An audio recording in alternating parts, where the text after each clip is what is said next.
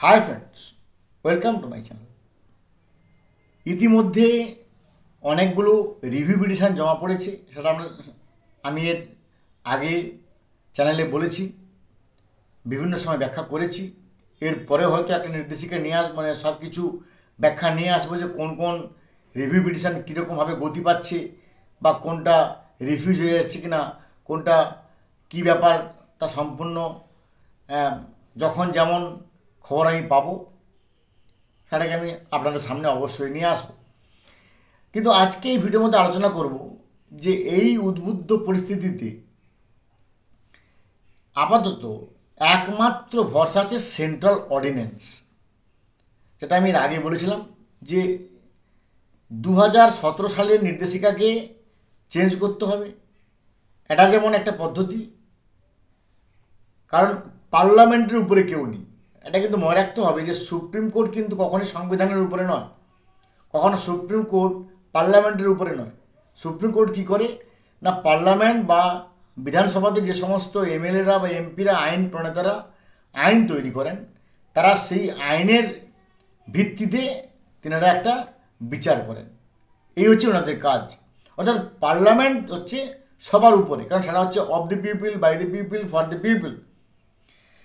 তো এই central ordinance, এই বিষয়ে সংবিধানে কী লেখা আছে না, সংবিধানের 123 নম্বর ধারায় বলা আছে, the president of India promulgates ordinances under Article 123 of the Indian Constitution. It is an emergency power granted to the executive to immediate situations. তো এই যে অর্ডিন্যান্স, এটা সেন্ট্রাল গভর্নমেন্ট অবশ্যই আনতে পারে, এবং আমরা জানি এর আগেও কিন্তু শিক্ষাক্ষেত্রে সেন্ট্রাল অর্ডিন্যান্স নিয়ে এসেছিল।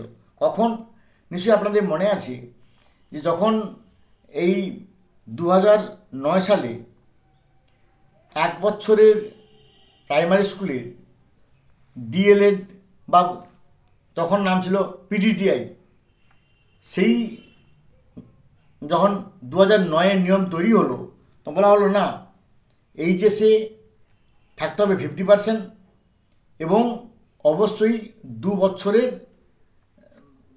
টিচার্স ট্রেনিং কোর্স করতে হবে। তখন কিন্তু সমস্ত রাজ্যের শিক্ষক সংগঠনগুলো, সেন্ট্রাল এবং রাজ্য ত্রিপাক্ষিক বৈঠক হয়। ত্রিপাক্ষিক বৈঠকের পরে সেন্ট্রাল একটা অর্ডিন্যান্স জারি করে, যে অর্ডিন্যান্সে কী হয় না, সেখানে বলা হয় যে একটা ব্রিজ কোর্স করতে হবে। তাই প্রত্যেকটা স্টেট গভর্নমেন্ট যারা যারা নিযুক্ত হয়েছে, যাদের 1 বছরের করে পিডিটি আছে, তারা মিনিমাম 6 মাস বা তার বেশি ব্রিজ কোর্স করবে। এবং সেই সেন্ট্রাল অর্ডিন্যান্সের ফলে কিন্তু তখন সেই সময় সুপ্রিম কোর্টের নির্দেশ কিন্তু ভায়োলেট হয়ে যায়। কেন বলছি ভায়োলেট না, সেন্ট্রাল অর্ডিন্যান্স সুপ্রিম কোর্টেরও উপরে, বা পার্লামেন্টের নিয়ম সুপ্রিম কোর্টেরও উপরে। তাই এই আমাদের যে উদ্বুদ্ধ পরিস্থিতি, যেখানে 51 লক্ষ শিক্ষক শিক্ষিকা ভবিষ্যৎ এক প্রকার অন্ধকারের মধ্যে যাচ্ছে, যারা প্রাইমারি স্কুল বা আপার প্রাইমারি স্কুলের শিক্ষক শিক্ষিকা, প্রায় সংখ্যাটা 51 লক্ষেরও বেশি।